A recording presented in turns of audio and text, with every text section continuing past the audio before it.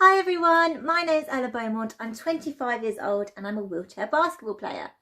I'm really excited to be working with Sweaty Bessies today in order to share with you just why I love Paralympic sport.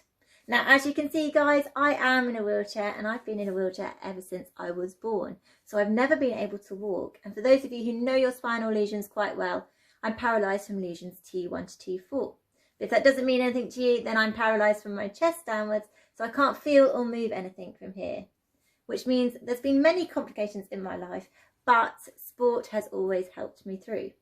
From a very young age, my parents got me involved in sport to help me meet other children with similar disabilities to me, but also to help me keep fit and active and help me build up my strength. So from a very young age, I tried a variety of sports. I tried out wheelchair racing, I tried out horse riding, I went swimming, I tried out wheelchair tennis. But ultimately, I found out that I was a team sports girl and fell in love with wheelchair basketball. I absolutely love wheelchair basketball and was able to then continue it and compete at a fairly high level. So I represented GB at the Under-25 World Championships in 2011. Really important for me to train to keep up my strength. If I have strong arms, then it helps me with everyday activities such as transferring or even wheeling my wheelchair. So it's perfect. But I absolutely love training. It keeps a clear head, it keeps me refreshed from my work, and it just keeps me nice and happy, which is really important. So I really truly believe that the history of the Paralympics is the greatest story that has never been told. Until now. Now the history of the Paralympic movement starts back in 1939 when a Jewish doctor called Sir Ludwig Guttmann moved over from Germany to settle down here in the UK to keep his family safe. They settled in Oxford and shortly after he was offered a job at Stoke Mandeville Hospital. Now this is because it was a job that not many people wanted to do, but they knew Ludwig Guttmann would be a perfect fit for it.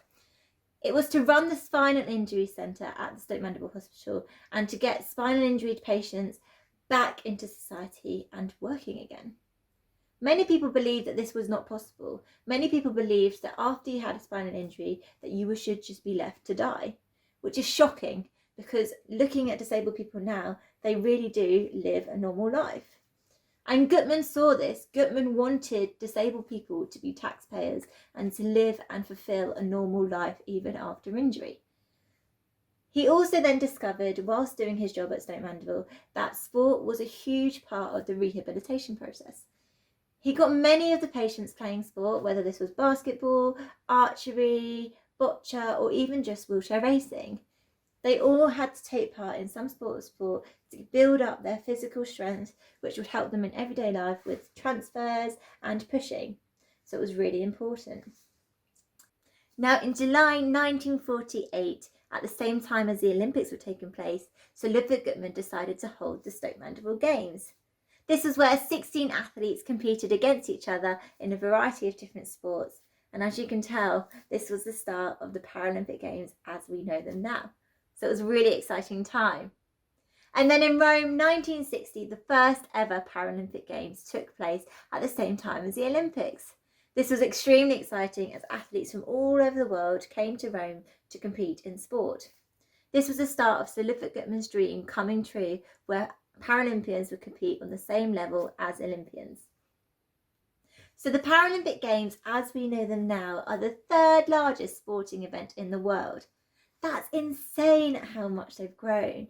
Athletes from all over the world come to compete in a variety of sports, and the Paralympic now has a total of 22 different sports, including wheelchair tennis, wheelchair rugby, athletics, archery, boccia. There's so many sports that are involved in the Paralympics, and athletes compete at the highest level possible. The Paralympics also cater for a variety of different disabilities, including spinal cord injuries, cerebral palsy, amputees, visually impaired. There's so many different disabilities that take part, but this does not stop the athlete from competing at that elite level. Now, I really do truly believe that Paralympians and disabled people nowadays have a lot to thank Sir Ludwig Guttmann for. I know that without Guttmann, I probably wouldn't be alive today, but I certainly wouldn't be competing in elite sport. And I'm so thankful for having that opportunity to keep fit and active and nice and healthy. I'm so excited to see where the Paralympic movement goes from now on, and I'm so excited to see what opportunities disabled people are continued to be presented with. So guys, if you have enjoyed this History of the Paralympic Movement video, then I do encourage you to head over to Netflix and watch the new documentary that has just been released called Rising Phoenix. Now this is a documentary about the Paralympic and the history of the movement, and it tells you all about the struggles that the Paralympics has faced. But also, I hope it inspires you to see where the Paralympic movement goes in the future. Thank you so much for watching, and I'll see you again soon. Thanks, bye!